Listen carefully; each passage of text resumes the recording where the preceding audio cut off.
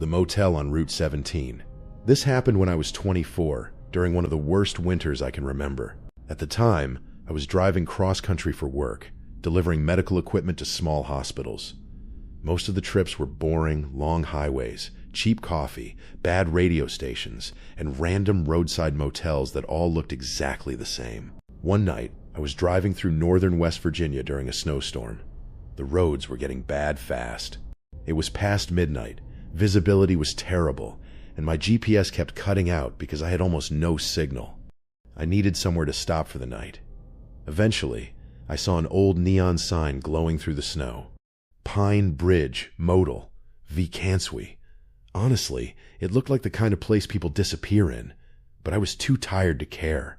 I pulled in. There were only 4 rooms, all facing the parking lot. 2 cars were parked outside, both covered in snow like they hadn't moved in hours. The office light was on. Inside, an old man sat behind the desk watching a tiny TV with no sound. He looked up slowly when I walked in. I asked for a room. He stared at me for a few seconds, too long, then handed me a key. Not a key card. An actual metal key with the number 6 on it. As I signed the check-in paper, I noticed something strange. The register showed rooms 1 through 5, no room 6. I pointed at it and asked, "You don't have a room 6? The old man smiled slightly. "Used to. That was it. No explanation. Just used to?" I laughed awkwardly, thinking he was joking. He didn't laugh back. He just told me breakfast was at 7 and to keep my curtains closed at night. I asked why. He said, "People around here get curious." Again, no explanation. At that point, I just wanted sleep. I took the key and walked outside. My room was at the far end of the building. And somehow, there really was a room 6. Old wooden door, faded number on it, like it had been added later. Inside, the room was freezing. It smelled old, like dust and wet wood. There was 1 lamp, an old TV, and a bed that looked older than me. I locked the door, closed the curtains, and tried to convince myself this was fine. Around 2:30 a.m., I woke up to knocking. 3 slow knocks. I sat up immediately. Another 3 knocks. Not on the front door, on the window. I froze. My room faced the parking lot. Someone was knocking on the glass from outside. I remembered what the old man said. "Keep your curtains closed." I stayed perfectly still. Then I heard a woman's voice, soft, almost whispering. "Please, help me." Every horror movie instinct in my body said, "Don't move." But it sounded real, scared. She knocked again. "Please, he's coming." I grabbed my phone. No signal, of course. I slowly got out of bed and walked toward the curtain. My heart was pounding so hard I could hear it. Just before I touched it, the voice changed. Completely. Now it sounded calm, cold, almost amused. "I know you're awake." I stepped back so fast I hit the dresser. Then silence. No footsteps. No knocking. Nothing. I didn't sleep for the rest of the night. I sat on the bed holding a lamp like it was a weapon. Around 4 a.m., I heard footsteps outside, slowly walking past my door, then stopping. Right outside. The doorknob moved. Very slowly, like someone was testing if it was locked. I was already holding my car keys in my pocket. The second the footsteps moved away, I made my decision. I was leaving. I threw my bag over my shoulder, unlocked the door, and ran. Snow was still falling hard. The parking lot was empty. Except my car door was open. I knew I had locked it. I knew it. I ran to it anyway. And sitting in the driver's seat was a woman. Long dark hair covering most of her face. Wearing a white nightgown, barefoot in the snow. She was just sitting there. Not moving. Not looking at me. Just sitting in my car. I stopped dead. Then slowly, she smiled, without lifting her head. I ran back toward the office, screaming for the owner. The old man opened the door like he'd been waiting. I kept shouting that someone was in my car. He looked past me toward the parking lot, then sighed. Not surprised, just tired. He said words I still think about. She asks people to stay. I asked him what that meant. He told me 20 years earlier, A woman was murdered in room 6 by a man she was hiding from. She ran to the motel for help. Nobody opened the door. Nobody called the police. She died in the parking lot during a snowstorm. Since then, travelers kept reporting the same thing. Knocking. Crying. The woman at the window. Sometimes in the room. Sometimes in their cars. He said some people saw her asking for help. Others saw her smiling. But everyone who stayed in room 6 left before sunrise. I looked back outside. My car was empty. Door still open. Fresh footprints in the snow, leading nowhere. Not away. Just stopping in the middle of the parking lot. I left before sunrise and never looked back. A year later, I drove that same route again. Out of curiosity, I went looking for Pine Ridge Motel. It was gone. Completely abandoned. Boarded up. No vacancy sign. No office lights dot. No old man. Nothing. I asked at a nearby gas station if they knew what happened. The cashier looked confused and said, "That motel's been closed for almost 15 years. I didn't argue. I just got back in my car and left. But sometimes, when I stay in roadside motels, I wake up around 2:30 a.m. and I swear, I hear 3 slow knocks on the window." This happened about 6 years ago when I was 22. At the time, I had a terrible habit of taking late-night drives whenever I was stressed. I worked long hours, barely slept, and for some reason, driving empty highways at 2 o'clock in the morning made me feel calm. One Friday night, after getting into an argument with my girlfriend, I grabbed my keys and just started driving. I didn't have a destination. I just wanted distance. About an hour from my town, I was deep into a stretch of highway surrounded by nothing but trees and darkness. No houses, no traffic, just occasional road signs and long empty road ahead.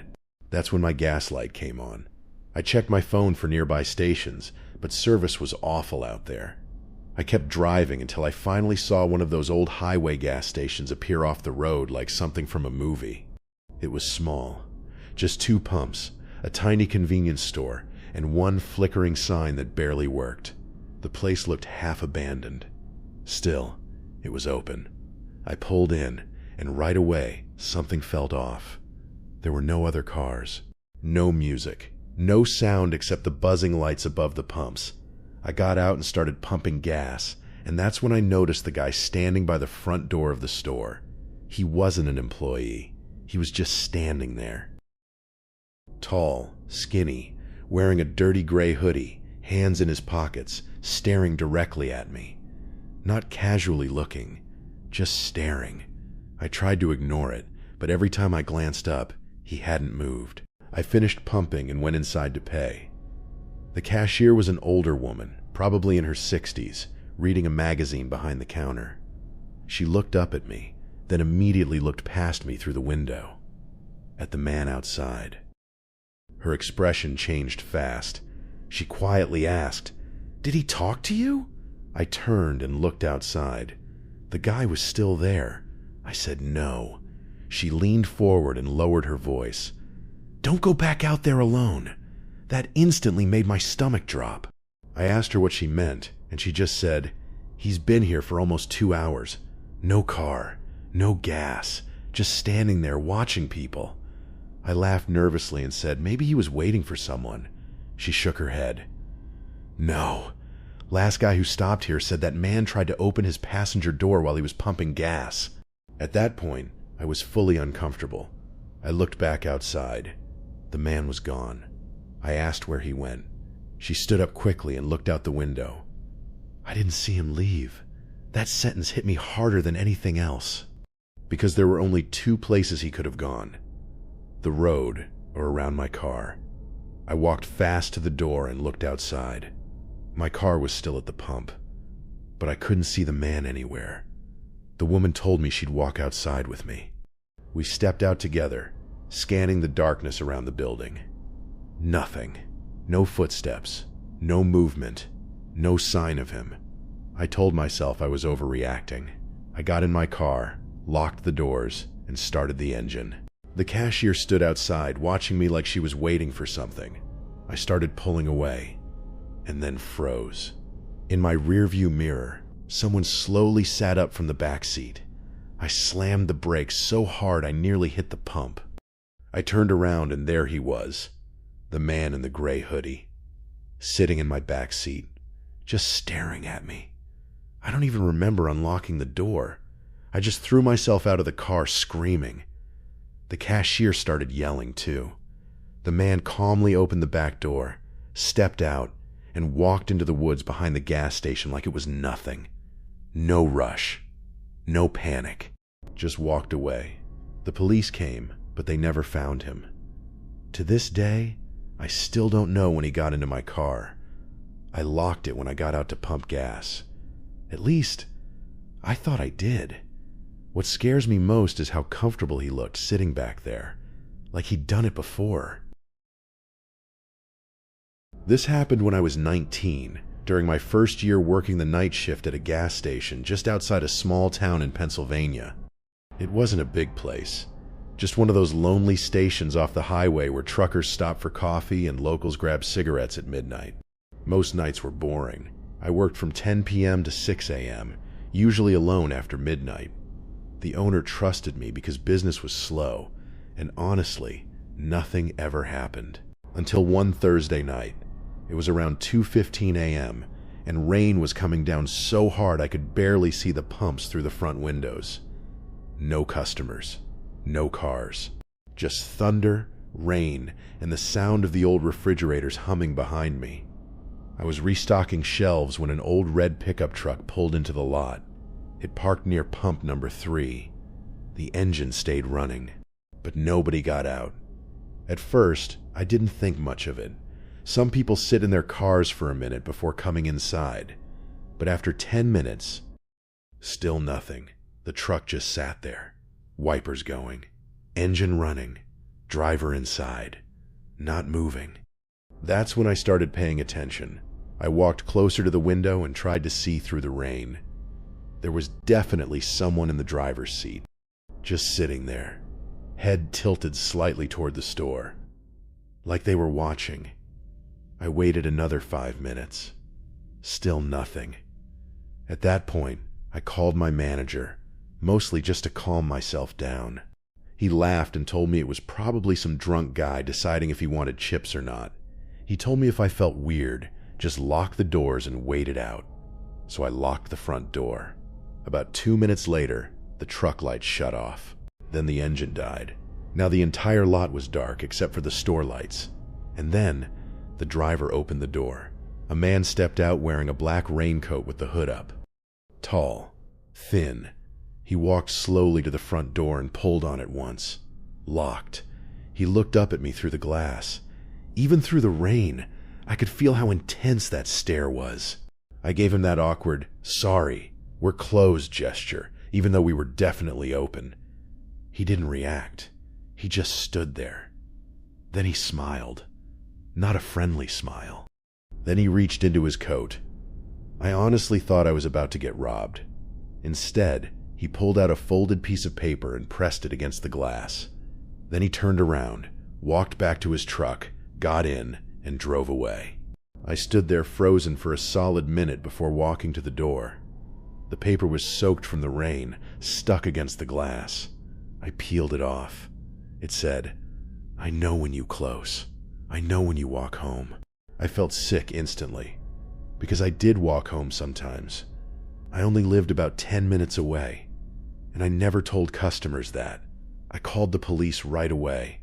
They came, took the note, checked the cameras, and asked if I recognized the T. der Ruck. I didn't. No plate was visible because of the angle in the rain. They told me to be careful, but there wasn't much they could do. For the next 2 weeks, I was paranoid. Every car that slowed down near the store made my heart race. I stopped walking home. My dad started picking me up after every shift.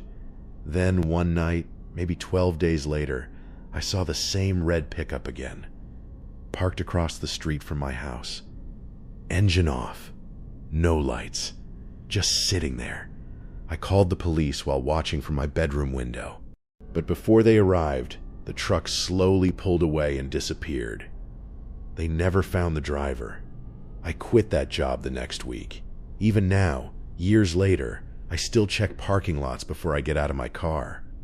Because sometimes I think I'll see that same red pickup waiting, just sitting there, engine running,